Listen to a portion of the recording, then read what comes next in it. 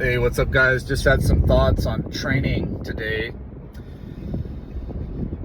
So many different types of revelations and realizations as I study and pay attention to these things really carefully. You'll get a lot of insights if you continue to pay attention to things with intention. What would you like to learn more about? What are you studying? What are you exposing your consciousness to? The insights will come in these fields. Just keep at it. Don't stop. So I was thinking today, we're actually always training for something. I haven't heard this said before. It just came to me. We're always training for something. May seem a little bit ridiculous, but when we're not motivated to do things and we're not overriding that lack of motivation and still getting after it, becoming more disciplined, when we're acting in a more lazy fashion or low energy, low frequency, we're training those muscles. So be careful with this. You're training the lazy muscles. You're training the complacent muscles. You're training the lack of motivation muscles. So that's why there's nothing that's absolutely stagnant. We're always moving one direction or another. Moving to a lower performance state or a higher performance state. And a lot of this has that pleasure-pain seesaw. So there's always going to be a time for recovery. There's going to be a time for a more mellow, low energy activity. So it's not completely across the board. But you can kind of see yourself drift. Like, for example, if you're at the gym and you're resting between sets because you just did a really heavy set and you're out of breath. Don't get me wrong and think that what I'm saying is while you're sitting there resting for 30 seconds or 45 seconds that you're going backwards, because you're still riding the wave of high energy. So it's not like every single second is one or the other. But there's a lot of different levels. Where's your mind at during the rested state? You can be in a really, really intentional high energy state with your mind in between sets, thinking about the next set, thinking about the reps. Or you could be on your phone, getting distracted and getting off your game. So there's ways to be performing better throughout the day in all kinds of different spheres. So once you get into that low frequency zone for too long, just know that that's building a structure of habits, of mindset, physically, mentally, spiritually, potentially, where it will serve you in that way. You'll be served by your body and mind according to that intention, that focus, and that amount of time that you've sat in that particular frequency. So you'll feel more lethargic. You'll feel less motivated. You won't perform as well if you continue to sit in that low frequency zone for too long. You can be in a high frequency zone, but sitting on the couch. You can be in a high frequency zone in your mind. Your body's resting because it does need some rest for sure. But what's on your mind? You may be clearing your mind. You may be clearing those neurochemicals that have a deleterious effect on you. You may be meditating, or you may be going through some breathing exercise or stretching and just letting your body heal and refuel. This will be a high frequency. You may be in a state of gratitude and appreciation. This is all training. We're all training for something. Are we training to be low performance? Are we training to be miserable? Are we training to be lonely?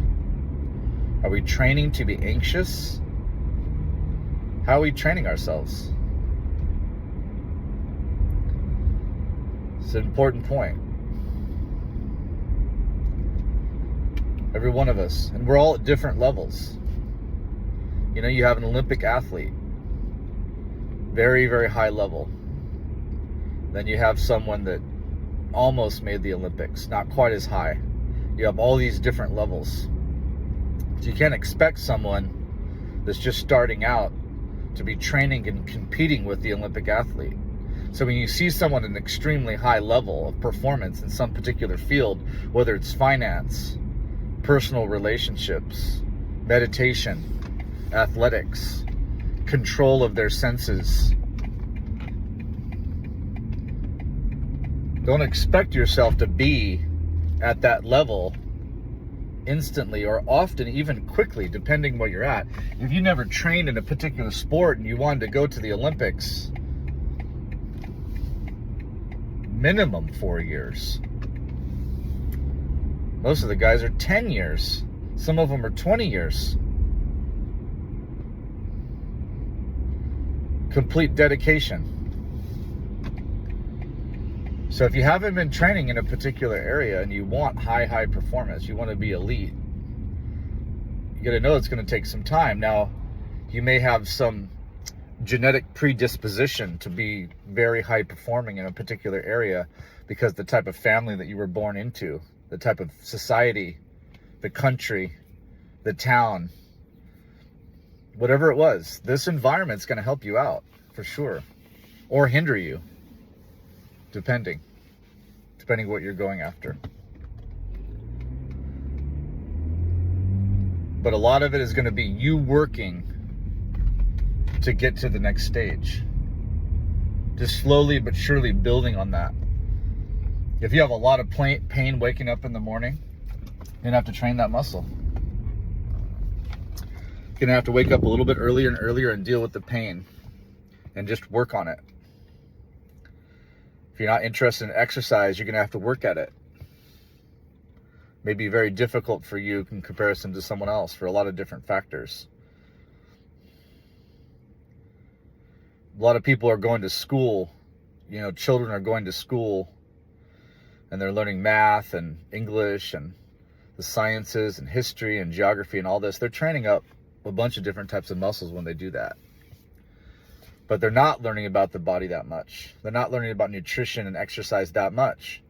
They're not learning about finances and personal relationships and psychology and neuroscience and the way that the environment interacts with the body and the mind. They're not learning that much about it. So those muscles are really, really weak. So when they come across different people with content in that field, it may be very new for them, foreign for them, uncomfortable for them. If you've never been in the gym, your muscles aren't very strong, they don't perform very well, it's going to be uncomfortable for you.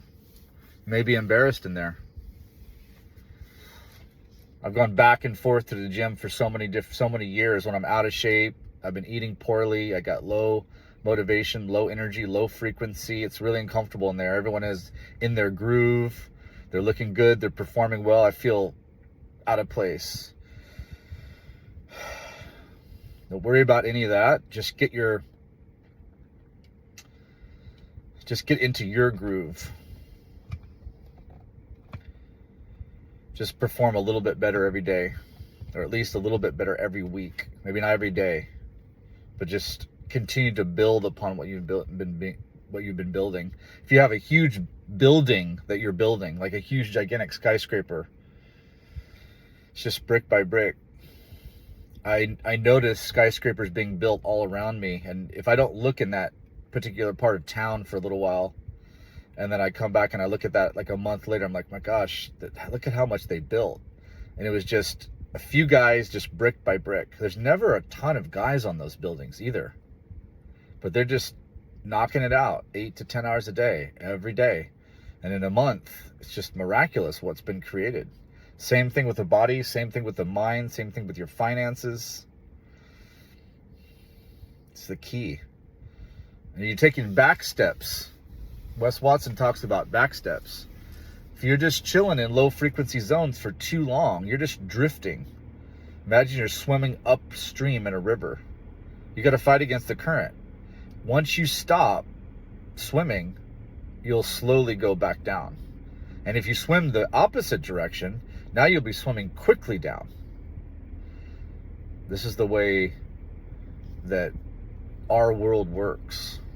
This is the way the body is. This is the way the mind is. You're in the gym, you got to keep on fighting to build it. You got to build the body. The body's going to want to go back to its original strength, to its original size. It's not going to want to just hold on to the muscle and hold on to the performance if you're not doing anything. It's not the way it's built. Same with the mind. The mind's not going to be thinking about all kinds of different realizations, having all kinds of revelations, enlightening thoughts. You're not going to have that if that's not where you're placing the mind. You're not placing the mind in that kind of energy. It's not going to give you that. And even if you do that, once you stop, it's going to go back to its old ways. The mind's a little different than the body, I noticed. It's not made of gross matter. It's made of subtle matter. In the Vedic texts, the mind and the body are separate in the sense of subtle energy versus gross energy. Flesh and blood versus a very, very fine energy. But it's still a material energy that the mind is made of. It's constantly getting impressions from your experiences.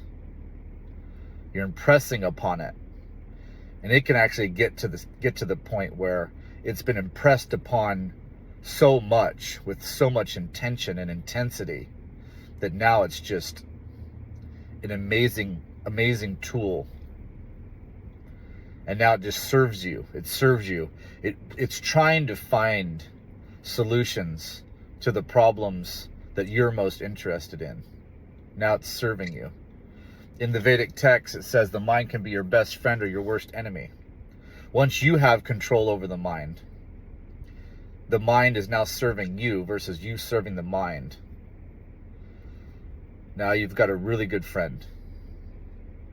If you're serving the mind and it's just jumping all around, it's very whimsical, then